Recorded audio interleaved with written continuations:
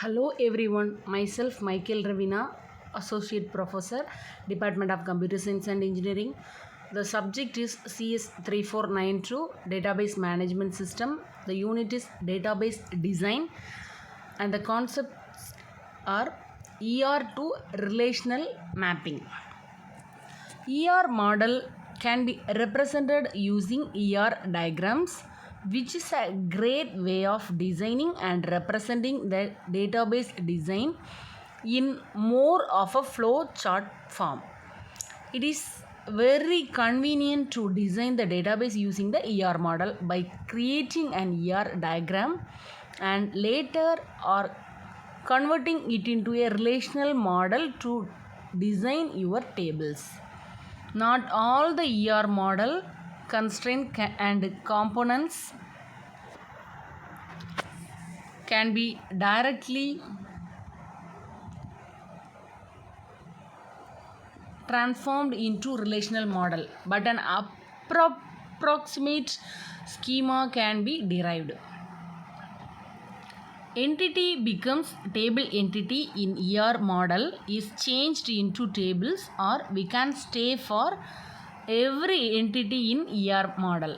A table is created in relational model and the attributes of entity gets converted to columns of the table. This is a ER model to relational model. Here the ER model can be represented in the diagram, that is the first diagram shows the ER model. Then this is a approximate, that means appropriate diagram for the particular relational model.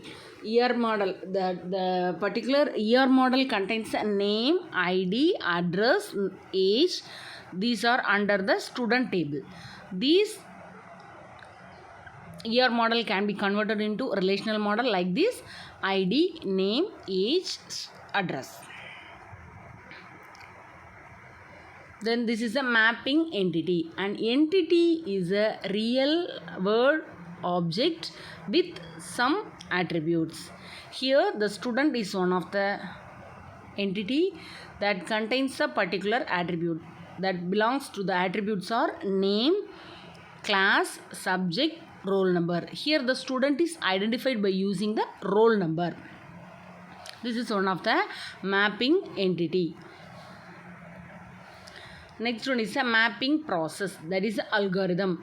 For how to map the particular entity with the table, these are described in this way. First, create a table for each entity.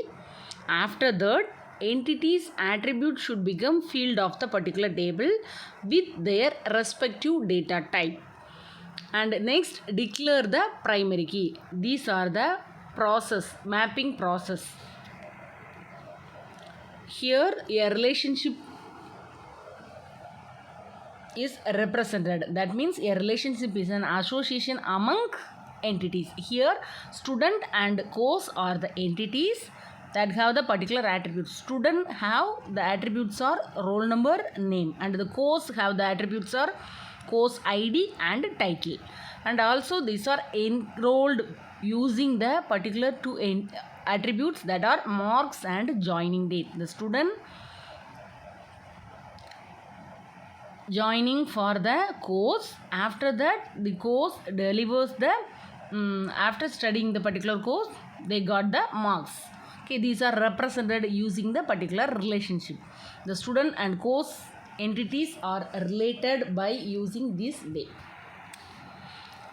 First, the create a relationship, that is a mapping process. Create a table for a particular relationship and add the primary key. What are the primary key? In this above example, the student, for the student table, the roll number is one of the primary key. Add the primary key of all participating entities as fields of tables with their respective data type if relationship has any attribute, and add each attribute as field of table. Next, declare a primary key composing all the primary keys of participating entities. Declare all foreign key constraints. This is a mapping weak entity set. Already we know about what are the Simples are represented for the particular entity, that is the student. Student is one of the entity that is represented, and after that the weak entities are represented by the rhombus, that is the double rhombus symbols. The weak entity set is one which does not have any primary key associated with it. Suppose one entity does not have any primary key, means that is associated with another entity, is known as the weak entity set. Here the student depends on the dependent, that means the name. Based on the name, the students are not clearly mentioned. Based on the roll number only, the students are easily identified. So this is the name is one of the weak entity, that means that depends on the dependent. This is a weak relationship between the student and the particular. Next one is a mapping, that is a create table for the weak. How the mapping process or in algorithm are involved in the represented in the particular weak entity set. Create the table for weak entity set and add all its attribute to the table as a field. Then add the primary key of particular identity and entity set. Then declare all the foreign key constraints. Next one is a ER mapping hierarchical entity. That means ER specialization and generalization comes in the form of the hierarchy entity set. Here the name, the person is one of the student or teacher. The person have the common attributes name, age, gender, and the same student has them. The same person is, suppose if this is student means, and has a roll number, and the same person is one of the teacher means that have the employee ID. Like this, these students and teacher are identified using the particular number. These are the primary key for the particular student and teacher, that is a person.